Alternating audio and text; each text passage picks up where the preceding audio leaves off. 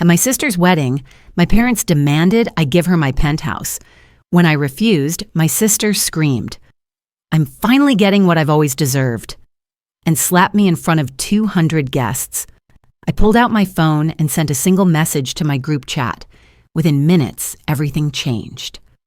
I'm Vivian, 32, and I've spent the last decade building myself into someone my family never saw coming. While my sister Sabrina was floating through college majors and serial relationships, I was grinding through law school with a 3.9 GPA and working 80-hour weeks at Manhattan's most prestigious litigation firm. 5 years ago, I took the biggest risk of my life and started my own practice specializing in corporate litigation. Last year alone, I closed settlements worth over $50 million for my clients, earning me a 7-figure income and the penthouse overlooking Central Park that everyone now wanted to claim. The irony wasn't lost on me watching Sabrina glide across the Ritz-Carlton's marble ballroom in her $15,000 Vera Wang gown. She was marrying Derek, an investment banker she'd known for 8 months, primarily because his salary could support the lifestyle she'd always felt entitled to. Meanwhile, they wanted me to hand over the home I'd earned through years of sacrifice they'd never acknowledged. "Vivian, darling, you look absolutely radiant." My mother Diane approached with that calculated smile she reserved for when she wanted something significant. Her navy designer dress probably cost more than most people's monthly rent, funded by the comfortable retirement my father's accounting firm had provided. "We need to have a little family chat." My stomach dropped. Family chats in the Blake household were never good news, especially when they involved that particular tone. "Mom, it's Sabrina's wedding day. Can't whatever this is wait?" "Actually, no." My father Robert appeared beside her, his expression carrying that familiar disappointment that had shadowed me since childhood. At 58, he still commanded attention in his tailored tuxedo, but his eyes held the same dismissive look I remembered from every achievement he'd minimized. "We've been discussing your living situation." I set down my champagne, realizing I needed both hands free for whatever was coming. "What about my living situation?" "Well, honey," Mom's voice took on that sickeningly sweet tone she used when making unreasonable requests seem logical. "You know how Sabrina and Derek are planning to start their family? They're going to need more space than that cramped studio Derek's been renting." "They're not even pregnant yet, Mom." "But they will be soon." Sabrina's voice cut through our circle as she joined us, Derek's arm around her waist. At 28, she was undeniably beautiful with auburn hair and green eyes, but her expression carried the calculated entitlement that had defined our relationship. "We're planning to start trying immediately after the honeymoon." "Congratulations," I said carefully. "I'm sure you'll find a lovely place to raise your family." "We already have," Sabrina replied, her smile bright and predatory. "We want your penthouse." The words hit me like a physical blow. "Excuse me?"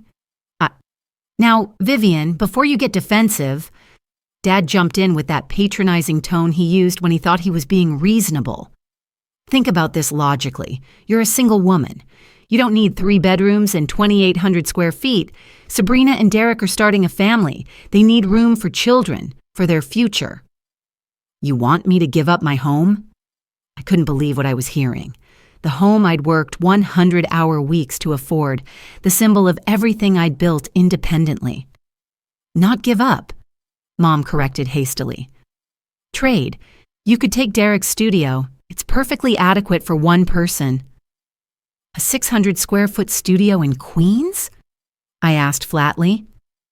"You want me to trade my 3-bedroom penthouse on the Upper West Side for a studio apartment in Queens?" "Vivian, don't be dramatic," Sabrina chided. "It's not like you even use all that space. What do you need 3 bedrooms for? You don't even have a boyfriend." The comment stung exactly as she'd intended. Sabrina had always been the golden child, the one who could do no wrong in our parents' eyes. When she dropped out of college to find herself, they called her brave. When she changed careers every 18 months, they called it exploring her options. When I graduated summa cum laude from law school, they worried I was working too hard. I need those bedrooms because it's my home, I replied, my voice rising slightly. I earned it. I paid for it, and I'm not giving it up. Vivian Elizabeth Blake. Mom's voice turned sharp. That is incredibly selfish. Family comes first, always. Family? I laughed, the sound harsh even to my own ears. When have any of you ever treated me like family? When I needed help studying for the bar exam, you said I was being antisocial. When I started my own firm and was struggling, you called me irresponsible. When I finally succeeded, you said I was lucky. That's not true, Dad said, though his voice lacked conviction. Isn't it? When was the last time any of you asked about my life, my work, my happiness? But the moment I have something you want, suddenly I'm family again. Sabrina stepped forward, her face flushed with anger. You know what your problem is, Vivian? You've always been jealous of me. You can't stand that I'm getting married, that I'm going to have the family you'll never have. I'm not jealous of you, Sabrina. I'm disappointed in you. Disappointed? She laughed harshly. You're disappointed in me. I'm the one getting married. I'm the one who's going to give Mom and Dad grandchildren. What have you accomplished besides making money? I've built a life, I said quietly. I've worked hard for everything I have. I've never asked any of you for anything. Well, now we're asking something of you, Dad stated firmly. Your sister needs that penthouse more than you do. It's time you did something for your family instead of just yourself. Robert's right, Mom said, raising her voice enough that nearby guests began to notice. Selfish children don't deserve success. You've had everything handed to you, and now you won't even help your own sister. The accusation was so absurd, I almost laughed.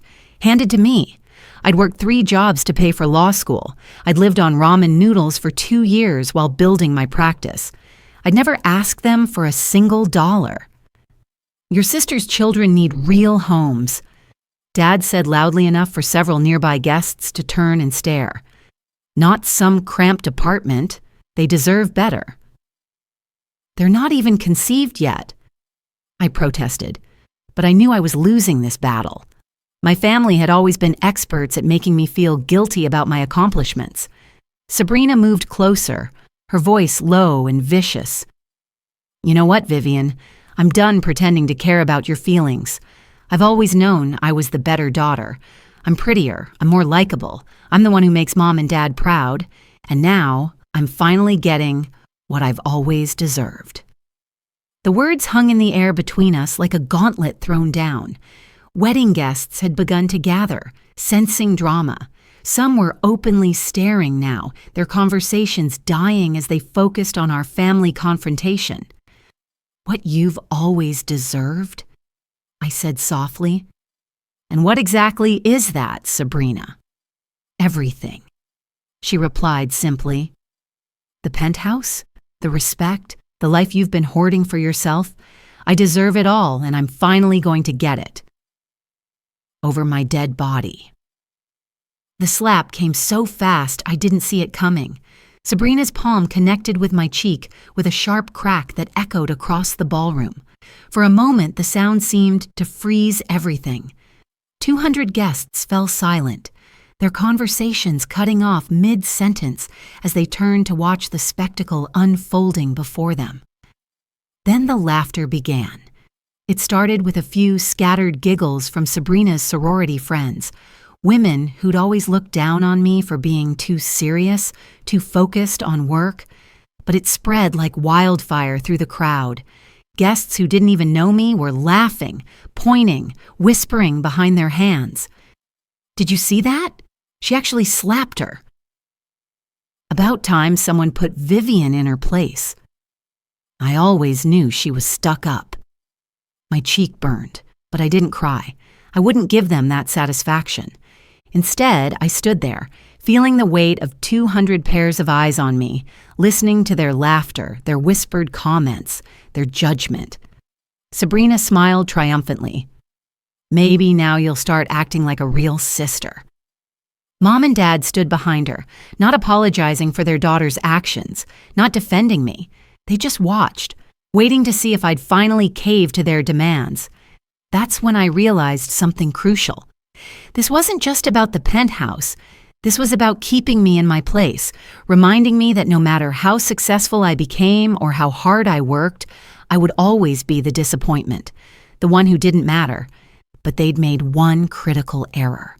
They'd humiliated me in front of 200 witnesses, including some very powerful figures from New York's legal and business communities, people who knew me, respected me, and understood what I was capable of. I reached into my clutch and pulled out my phone. My hands were remarkably steady despite the rage coursing through my veins. Without saying a word, I began typing. "Vivian, what are you doing?" Mom asked nervously.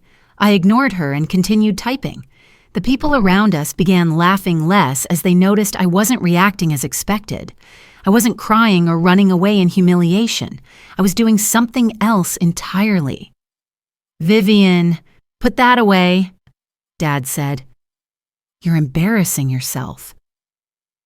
"No," I said quietly, still typing. "I'm not the one who should be embarrassed." Sabrina tried to grab my phone, but I stepped back and hit send just as her fingers touched the screen. "What did you do?" she hissed. I looked up at her, my parents, and the crowd of guests who were still watching us with undisguised fascination. "I chose the revenge that will silence you forever." Their confused expressions were almost comical. They'd clearly expected me to either give in to their demands or break down crying. They hadn't expected me to fight back. My phone buzzed with a response, then another, then several more in rapid succession. "Vivian, what did you send?" Mom's voice was getting shrill, panic setting in. I smiled the first genuine smile I'd felt all evening. I sent a message to my group chat. You know, the one with all my lawyer friends, the journalists I've worked with, the business contacts I've made over the years, the people who actually matter in this city. Sabrina's face went white. "What kind of message?" "Just a little update about tonight's events, how my family demanded I give up my penthouse to my sister and her new husband, how my mother screamed that selfish children don't deserve success, how my father said my sister's hypothetical children needed real homes more than I do, how my sister slapped me in front of 200 people because I wouldn't hand over my life's work." The ballroom had gone completely silent. Even the string quartet had stopped playing. I also mentioned how everyone laughed when I was assaulted. I continued, my voice carrying clearly in the hush. How amusing they found it that a successful woman was being put in her place by her family. "Vivian, you need to delete that right now," Dad warned, his voice dangerously low. I shrugged. "Delete what? The truth? Too late anyway. It's already been shared. You know how social media works, Dad. Once something's out there, it's out there forever." My phone was now buzzing continuously with messages of support, outrage on my behalf, and requests for more information. The story was spreading faster than I'd anticipated. "You vindictive bitch!" Sabrina snarled, her voice cracking slightly. "No, Sabrina, I'm just done being your doormat." Derek, who had been silent throughout the confrontation, finally spoke up. "Vivian, maybe we can work something out. We didn't mean for things to go this far." I looked at him with pity. "You married into the wrong family, Derek. You have no idea what you've gotten yourself into." "What do you mean?" he asked, his voice betraying genuine confusion. "I mean, your new wife and in-laws just made some very powerful enemies.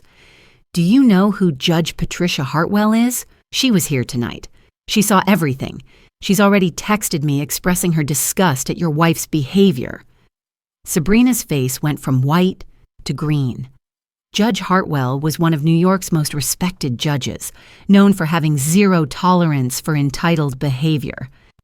And Michael Stevens from The Times, he's been following me around all evening trying to get an interview about my latest case. He saw the whole thing, too. He's asking if I want to comment on how successful women are treated by their families. Vivian, stop, Mom pleaded. You're going to ruin Sabrina's wedding. Sabrina ruined her own wedding when she decided to assault me in front of 200 people. It was just a slap, Sabrina protested. You're being dramatic. It was assault, Sabrina, and it was witnessed by 200 people, including several lawyers, a judge, and apparently a reporter. My phone rang. I looked at the screen and smiled. Oh, this is interesting. It's Rebecca Foster from Foster & Associates. You know, the law firm that handles high-profile reputation management cases? She's offering her services pro bono. Sabrina's face drained of all color. In New York society, reputation management was code for damage control. And if Rebecca Foster was calling, it meant the story had already spread beyond my immediate circle. Vivian, please, Sabrina said, her voice barely above a whisper. I'm sorry, I didn't mean to hit you. I was just emotional. Are you sorry? I laughed, but there was no humor in it. You're sorry there are consequences to your actions. You're sorry you can't just take whatever you want from me without pushback, but you're not sorry for what you did. I am sorry, she insisted. I'll apologize publicly. I'll tell everyone it was a mistake. Too late for that. The damage is done. And it was. I could see it in the faces of the people around us. The laughter had stopped completely, replaced by uncomfortable whispers and pointed stares. People who had found my humiliation amusing moments before now looked at Sabrina with disgust. The social media posts were already going viral, and in New York's elite circles, reputation was everything. What do you want? Dad asked quietly, defeat evident in his voice. I want you to leave me alone, I said simply. All of you. I want you to stop treating me like an ATM. Stop expecting me to sacrifice my happiness for Sabrina's convenience, and stop pretending that family means anything to you beyond what you can get from me. Vivian, we're still family, Mom whispered. No, we're not. Family doesn't ask you to give up your home. Family doesn't scream at you in public. Family doesn't assault you at a wedding. Family supports each other, celebrates each other's successes, and treats each other with respect. You've never done any of those things for me? My phone vibrated again. This time, it was a text from my assistant. Vivian, TMZ is calling. They want to know if you're the lawyer who was assaulted at the Ritz-Carlton wedding. What should I tell them? I held up the phone so everyone could see the message. TMZ is calling. This is about to become a very public story. Sabrina started crying, her perfect makeup streaming down her cheeks. Vivian, please, this is my wedding day. Don't ruin it. I'm not ruining anything, Sabrina. I'm just refusing to be your victim anymore. The ballroom had begun to empty as guests made their excuses and slipped away from what was clearly a family disaster. Sabrina's beautiful wedding was unraveling, and everyone wanted to distance themselves from the chaos. The penthouse is mine, I said quietly. I earned it, I paid for it, and I'm keeping it. If you want to live somewhere nice, Sabrina, get a job. Work for it like I did. I walked out of the Ritz-Carlton with my head held high, leaving behind the wreckage of my sister's wedding and my family's reputation. As the elevator doors closed behind me, I could still hear the chaos in the ballroom, muffled voices crying and chairs scraping against marble as the remaining guests hurried to leave.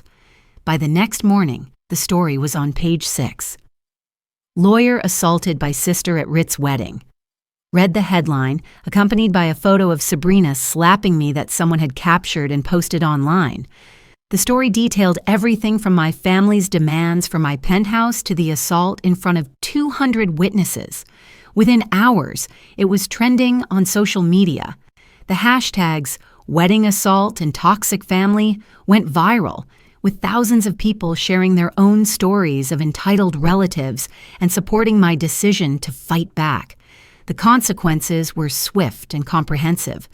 Sabrina's new mother-in-law called that afternoon to rescind her invitation to the family Christmas celebration. Derek's law firm launched an internal review after several clients expressed concern about his association with the incident. My parents' country club membership was quietly suspended pending review. The revenge I'd chosen wasn't violent or criminal. It was simply the truth, amplified by the power of social media and the professional relationships I'd spent years cultivating. Sometimes the most devastating weapon is just showing people who someone really is. Sabrina called me a week later, sobbing and begging me to help them control the damage. She'd been fired from her job at a boutique PR agency when clients started canceling contracts. Derek was facing a professional ethics review. Their honeymoon had been cut short when photographers started following them. "Vivian, please." She sobbed into the phone. "I'm sorry. I'm so sorry. I never meant for this to happen." "You meant to humiliate me," I replied calmly. "You meant to force me to give up my home. You meant to put me in my place in front of 200 people. The only thing you didn't mean was to face consequences for it. I'll do anything. I'll apologize publicly. I'll tell everyone I was wrong." "Sabrina, stop." I was sitting in my penthouse, looking out at the view of Central Park I'd fought so hard for. "You can't apologize your way out of this. You can't take back what you did, and you can't force me to forgive you just because you're finally facing consequences." "But we're family," she whispered. "Family doesn't assault each other, Sabrina. Family doesn't demand sacrifices they're not willing to make themselves. Family doesn't laugh when one of their own is humiliated." She hung up crying, and I never heard from her again. 6 months later, Sabrina and Derek divorced. The stress of the incident, combined with the financial strain of both losing their jobs, had destroyed their marriage before it really began. Sabrina moved back in with our parents, who were dealing with their own social exile. Dad's business suffered as clients distanced themselves from a family that had become synonymous with entitlement and abuse. Meanwhile, my practice flourished. The attention, while initially unwelcome, eventually worked in my favor. I became known as the lawyer who wouldn't be intimidated, who stood up for herself even when it meant standing alone. New clients sought me out specifically because they'd heard about my refusal to back down. I never got my family back.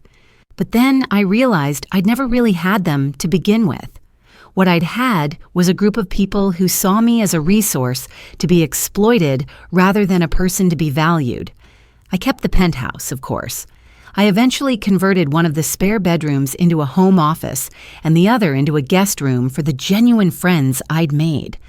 The space Sabrina claimed I didn't need became filled with relationships built on mutual respect rather than what I could provide.